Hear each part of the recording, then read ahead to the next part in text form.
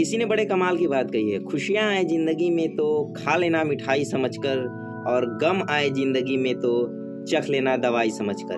नमस्कार दोस्तों, मैं हूँ ऋषि कुशवाहा और ऋषि की नई सोच में फिर से आपका स्वागत है। तो आज एक कहानी लेकर आया हूँ आपके लिए एक सुपरवाइजर की, जो कि एक बिल्डिंग को बना रहा था अपने मजदूरों के साथ। वो 8वें मंजिल पर खड़ा होकर नीचे से निगरानी कर रहा था कि मेरे मजदूर कैसे काम कर रहे हैं, कैसे काम नहीं कर रहे हैं। तो ऊपर खड़ा होकर सभी को देख रहा था। तभी उसके एक फ्रेंड का कॉल आता है कि दोस्त, मैं तुमसे मिलना चाहता हूँ। अब सुपरवाइजर तो काम छोड़कर जा नहीं सकता उससे मिलने के लिए, तो उसने अपने फ्रेंड को अपने ही बिल्डिंग पर जहाँ पर बन रहा था वहाँ पर ही उसको बुला लिया। वह फ्रेंड उसका वहाँ पर मिलने के लिए आ गया।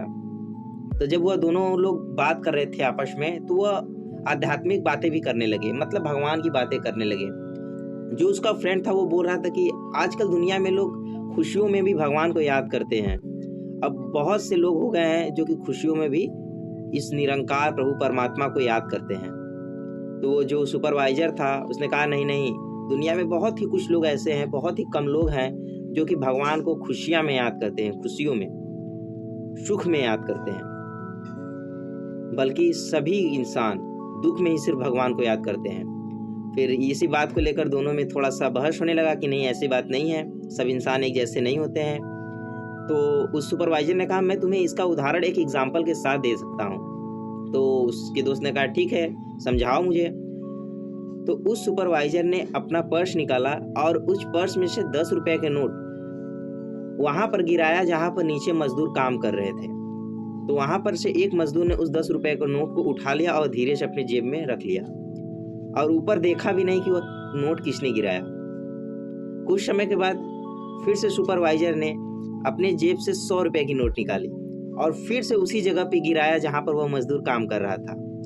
फिर से वह मजदूर 100 रुपए का नोट उठाया और धीरे से अपने जेब में रखा और फिर से काम में लग गया। कुछ समय बीता तो फिर उस सुपरवाइजर ने अपने जेब में से 500 रुपए की नोट निकाली और फिर से उसी जगह फेंका जहां पर वह मजदूर काम कर रहा था। तो वह मजदूर ने उस 500 रुपए के नोट को देखा और फट से उठा लिया और कहा कि आज तो मेरी लॉटरी लग गई।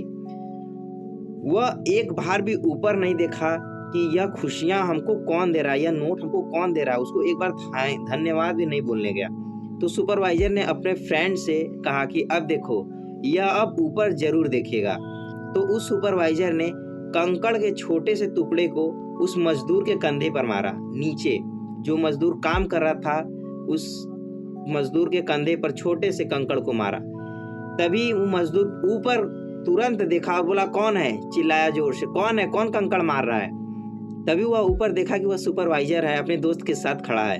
तो उन दोनों में फिर से बात होने लगी।